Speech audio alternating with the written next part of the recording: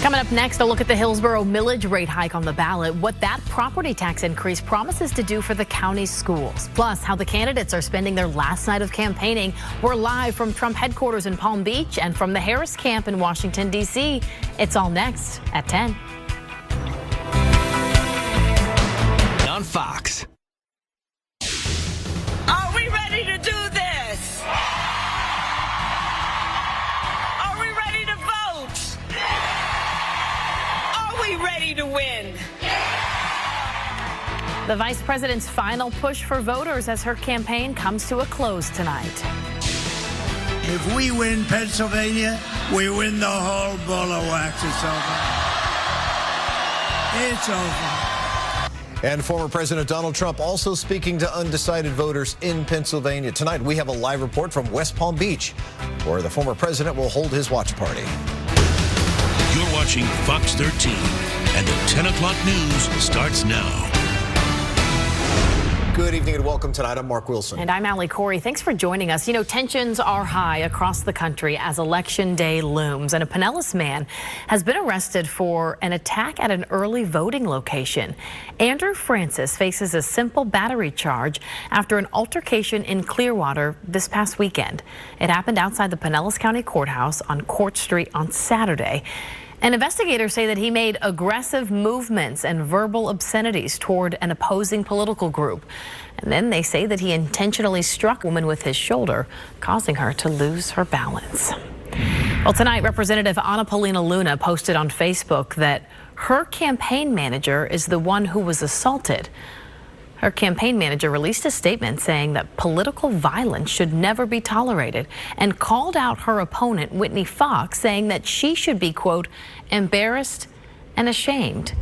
And we reached out to Whitney Fox's campaign. They released this statement saying, quote, learning about the incident with Luna's staffer was disheartening, and I express my concern for her well-being to her personally. It is reckless of Anna Paulina Luna to falsely claim that this has anything to do with me or my campaign. It's important that we find ways to turn down the temperature in American politics. And we are just hours away from polls opening. No matter who wins, it'll be a historic moment.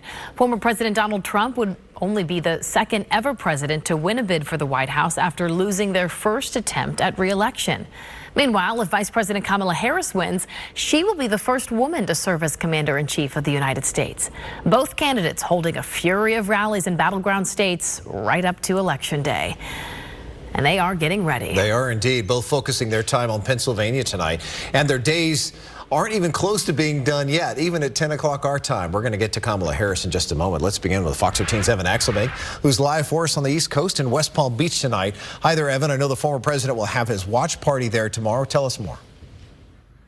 Yeah, and right now there's already a large security operation happening here in downtown West Palm Beach. You can see behind me here across the street here. Look at that. There's fencing going up all around the entirety of the Palm Beach Convention Center. This is a space much larger than Mar-a-Lago, so this is going to be Donald Trump's headquarters tomorrow night. The question, though, is will his supporters be coming here to see him claim victory or something else? Now, when former President Trump speaks here tomorrow night, that's going to depend on when the results come in and what those results look like. Former President Trump is hoping to become the first former president to reclaim the White House since Grover Cleveland did so in 1893.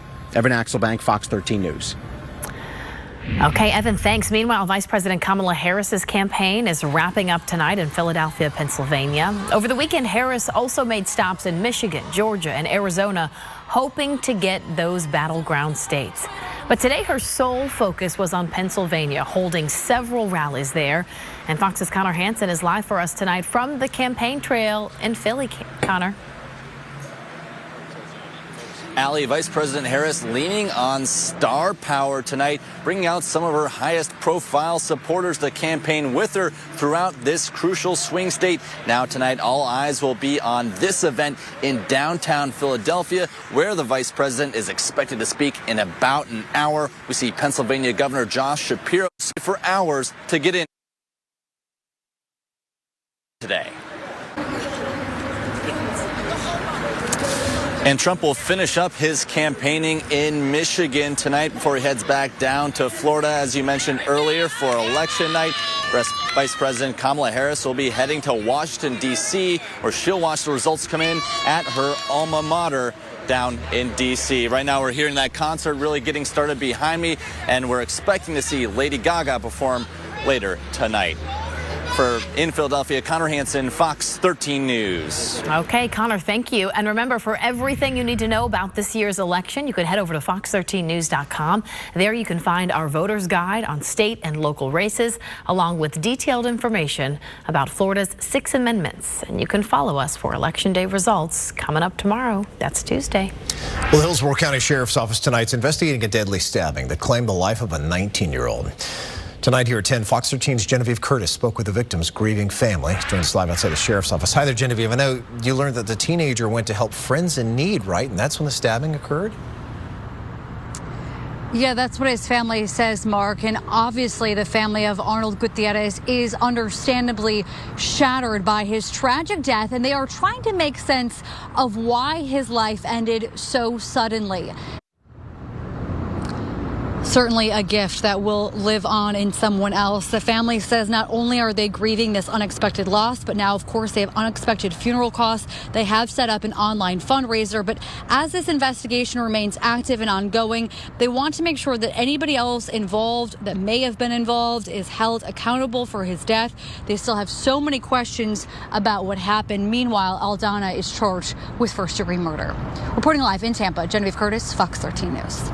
Well, a family is remembering a Bradenton mother for the bright light that she brought into everyone's life. 37-year-old Sarah Holmes died after being hit by a drunk driver.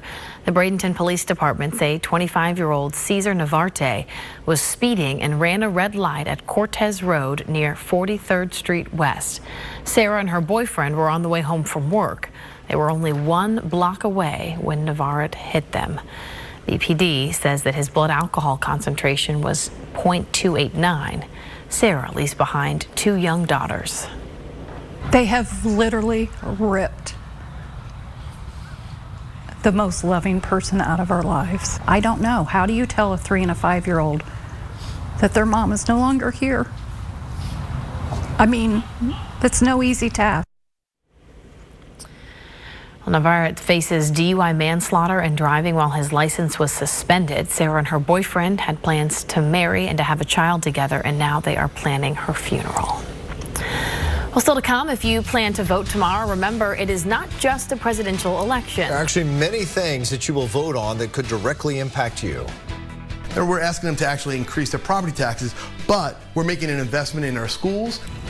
Yeah, tonight we're going to take a look at the proposal for a property tax increase in Hillsborough County and what it actually means for you. Plus, a giveaway of $1 million a day, not quite as it seems. What we learned about the Elon Musk sweepstakes today in court and why a judge is allowing it to continue.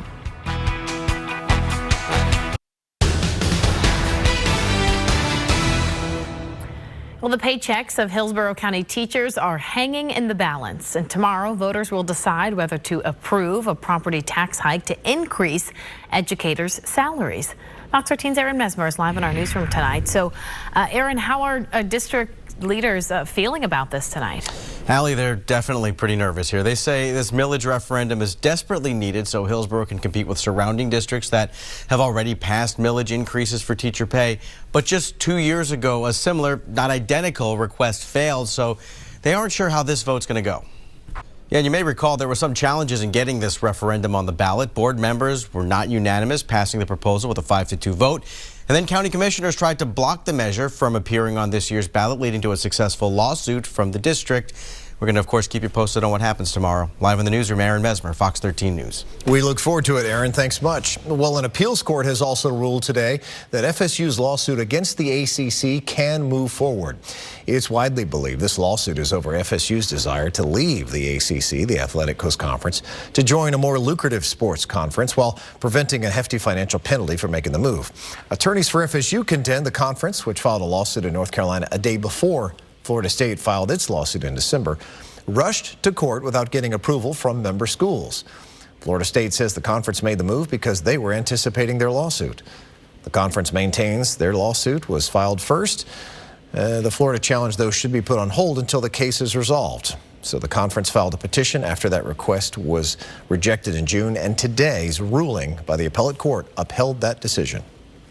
And now, Fox 13 Chief Meteorologist Paul Delgado with your Sky Tower radar forecast. Without a doubt, it does not feel like November. Mid-80s today. The dew points are up. We'll see low temperatures the next week or so in the low to mid-70s, and the average nighttime low now is 63 degrees. We're not going to be close to that for a long time.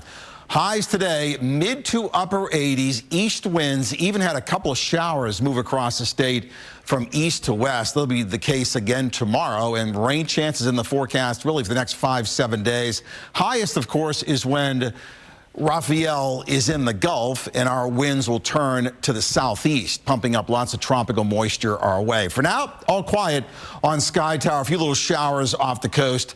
That's about it. Hurricane hunters in the system this afternoon and tonight, still somewhat disorganized. Tropical storm conditions in Jamaica next 12 to 18 hours as Raphael moves northwest near over that island. Because of the time change, we get the new advisories at 10 a.m., 10 p.m., 4 a.m., 4 p.m. So here's the 10 o'clock update. Top winds 45, moving north-northwest at 12. It'll slice over Cuba as a Cat 1 and then move generally to the west-northwest away from us. Now, generally speaking, when storms are moving away from us and not paralleling our way back here, again, others like the GFS models closer to our coast. So let's kind of wait and see how things shape up Wednesday night, Thursday, and Thursday night in the Gulf. But generally speaking, I think we're okay with the system moving well west of us. Here's all the computer models. And again, they're mainly to the west-northwest. And the consensus of the models is the yellow line, which is generally up towards Louisiana, and then kind of getting stuck. The steering winds, I think, collapse, and this is why you see a little bend, a little turn in the Gulf in about 2 to 3 days. There's the big ridge. That's the high in blue. That will hang tight for a while and force Raphael to kind of move around the periphery of the high. At the same time, there's going to be a trough moving across Texas and the Gulf Coast, and the position of the high and the trough will eventually dictate whether or not Raphael kind of goes more this way or even bends more to the west-northwest. But for now, there's no modeling that shows the storm getting really close to us, which obviously is a good thing. And the rainfall potential, if that track holds true, we may not see much rain or weather at all. With a southeast wind, there'll be some showers Wednesday and Thursday, but not much. We'll watch that closely. Mid-70s, the dew points are up. There's really no cold air in sight. There's no colder air in sight the next 5, 7, 10 days. 72 tonight. Tomorrow, it's 86. Variably cloudy, a passing shower. Then coming up on Wednesday, mostly cloudy. Could be some gusty winds near the coast later in the day. Mid-80s. The Thursday forecast really depends on how close Raphael gets to our west coast. We'll just go 60% rain chance. It should be okay. And then dry and still warm into the weekend. Highs mid to upper 80s. Back to you. All right, Paul, thanks. The sun is shining bright on Lakeland, the new solar farm, now coming to the city after this morning's approval. Houston, standing by for your read back, over. It's a big, beautiful world we live in. And I'm so grateful to have a job that helps you discover its treasures. I get to take you to some amazing places and let you meet inspiring people. So make a little space in your mornings to explore Charlie's World. Weekdays on Good Day. Roger, we copy.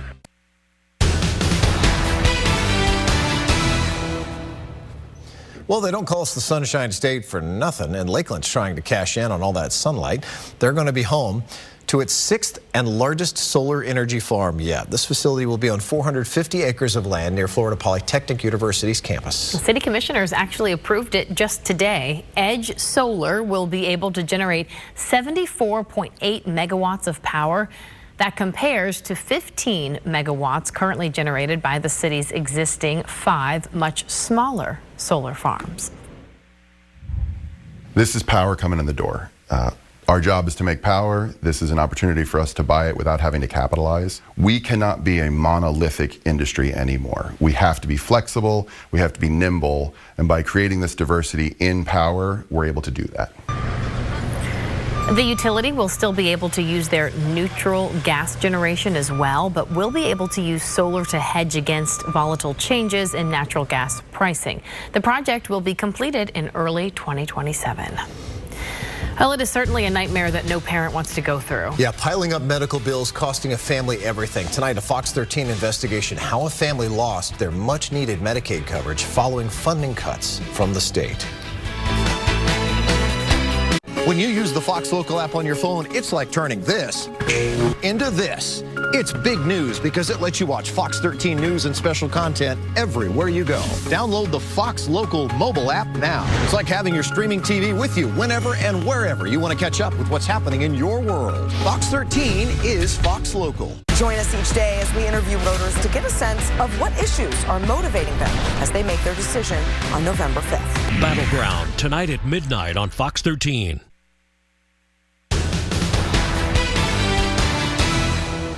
Welcome back tonight. We're investigating now how 460,000 children lost their Medicaid health benefits, and we found some lost coverage by mistake. And others were supposed to get a low-cost replacement that never arrived. Our chief investigator, Craig Patrick, digs into the problem and shows us who's paying for it. Well, in Florida, children only qualify for Medicaid if their family is within 133% of the federal poverty line. Those who come within 200% can get low-cost kid care insurance, but it was supposed to expand to 300%.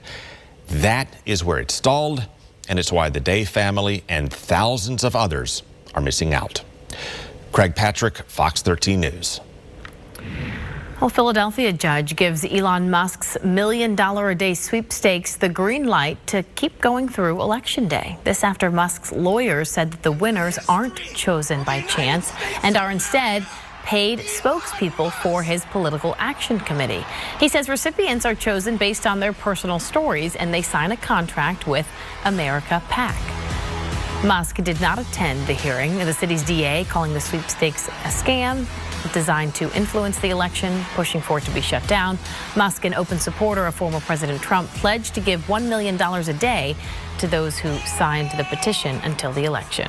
Well, severe damage after tornadoes and storms ripped through several central and western parts of Oklahoma this past weekend. At least 11 people were sent to the hospital as power outages still plague tens of thousands there. There are also concerns tonight as more severe weather passes through, following at least 6 confirmed tornadoes just on Sunday. The winds ripped off roofs, flipped cars, demolished some buildings as rain pounded much of the area as well. Well, as the average age of home buyers continues to climb, first-time home buyers are reaching all-time lows. Problem is, it doesn't appear to be a quick fix here to this growing problem. That's coming up tonight as well. A new study shedding light on how few houses are being sold to those who've never owned homes before. After weeks of repairing, replacing, and drying out, merchants in Tarpon Springs invite you to visit the progress they've made tonight at 11. On election night, make sure you have the Fox Local app downloaded on your phone and smart TVs. Then count on Fox 13 for complete coverage of all your local, statewide, and national races. Fox 13 News is Fox Local. What is Fox Local? It's an easy way to get Fox 13 News on your phone or on your streaming TV. Good evening and welcome tonight. I'm Mark Wilson. And I'm Allie Corey. Just download the app to watch our newscast plus extra content. Congratulations, winner! Fox Local is built for you, as local as you are. Fox 13 is Fox Local. Well, a new report shows the number of first-time home buyers has decreased to an all-time low. A study by the National Association of Realtors shows that first-time home buyers make up just 24% of recent home sales. That's the lowest it's been since the first survey was conducted back in 1981. Usually the percentage of first-time home buyers is over the 40% range of the market. Experts attribute the recent low numbers to the limited number of affordable homes. High rent and student debt are also preventing first-time buyers from coming up with those big down payments. Meanwhile, the average age of home buyers in the U.S. has risen by 6 years since 2023. It's another sign that younger Americans are being priced out of the housing market due to rising ownership costs. The average age of home buyers is now 56 years old. That's up from 49 in 2023. This according to the National Association of Realtors. And it is a historic high. Hey, Scott. All right, coming up in sports, Bucks and Chiefs duking it out under the Monday Night Lights in Tampa Bay, holding its own against the defending Super Bowl champs. We will get you an update from KC coming up next. And USF men's basketball tipping off the season tonight in Jacksonville, facing the 21st ranked Gators. Highlights from the hardwood straight ahead in sports.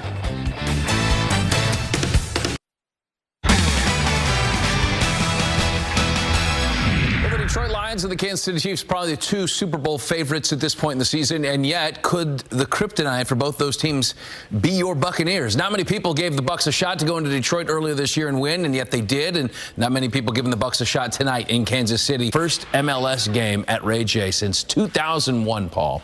So looking forward to a little Lionel Messi and maybe a little Bucs comeback here on Monday night. Nice. They have time. Let's do it. 74 degrees, Scott, outside. It's still muggy, and I tell you, temperatures running way above average. And the big thing is the nighttime lows are going to be 10 to 12 degrees above average for the next 5, 7, 10 days. The air conditioning in November is going to be running overtime. Here's Rafael approaching Jamaica as a tropical storm tonight. The next, say, 2-day forecast, I think, is pretty high confidence of a hurricane approaching Cuba by late Wednesday. And then steering currents in the Gulf get a little crazy Wednesday night through Thursday, and even beyond that, with a big ridge over us, which should act as a protecting block and turn the system away from us. And the general rule is, and it happens all the time, is any storms that are moving away from us in the Gulf, we usually get minimal impacts. It's the ones that,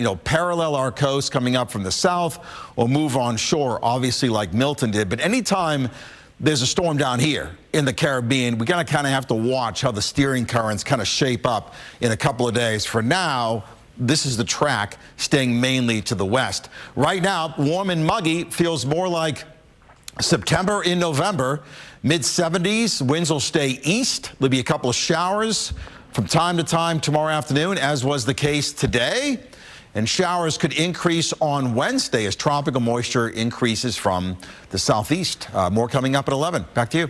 All right, Paul, we'll see you then. Leaving Earth's atmosphere. Coming up, the spacecraft making the journey to outer space tonight. But first, here's Fox 13's Haley Hines with a look at what's coming up tonight at 11. Haley. Hey, Allie. Well, Halloween is over, and in the minds of Mariah Carey faithful, that can mean one thing. It is time for the holiday season to begin. We'll tell you why you may soon spot the Christmas queen slaying it in your neighbor's yards. And speaking of decorations, most of us just carve our pumpkins, plop them on the porch, and wait for them to rot.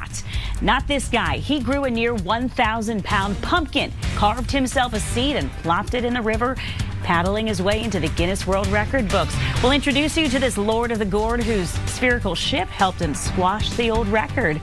Plus, little bird. Come on, man. The little birds are always hot.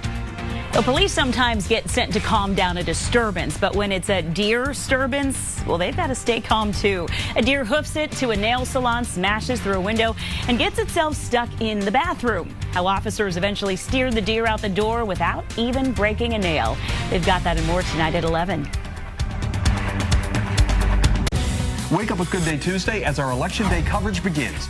And we'll share some ideas to help make you a better driver with Traffic Tip Tuesday. All on Good Day tomorrow.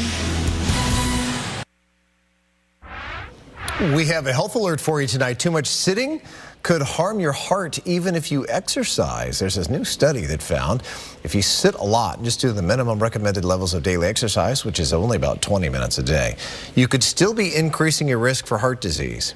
Researchers found when a person who sat an average of almost 9 hours per day increased their heart aging.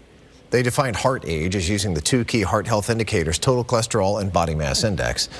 Researchers recommend those who sit a lot at work try to use a standing desk and get up and stretch if you can. At least get 30 minutes of rigorous exercise every day.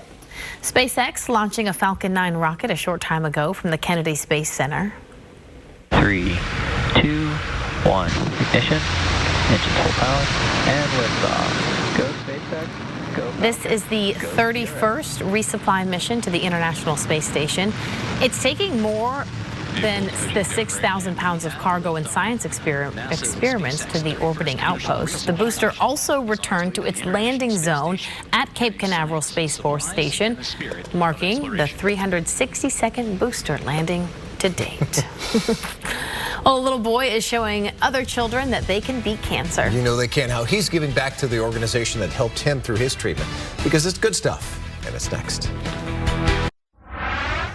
All right, now for some good stuff here. We've got a two-time cancer survivor giving back to the organization that helped him out during his treatment. He's training a service dog to help other kids. This is 5-year-old Leo. He was first diagnosed with brain cancer when he was 2.5 years old. After going through surgery and chemo, he got to ring the victory bell. And then another tumor was found. He had to go through another round of surgery and radiation, but he officially finished treatment 1 year ago and has been cancer-free ever since. He and his family welcomed a new addition named Frankie. Aww. He's a therapy dog that they are hosting to help other kids with cancer at the One Voice Foundation. And they hope Frankie can be comforting for children battling pediatric cancer. How about that? With Great that to face, see. I'm sure. I'm partial to Frankie's too. Yeah. Going to be just fine. Time now for the Fox 13 11 o'clock news.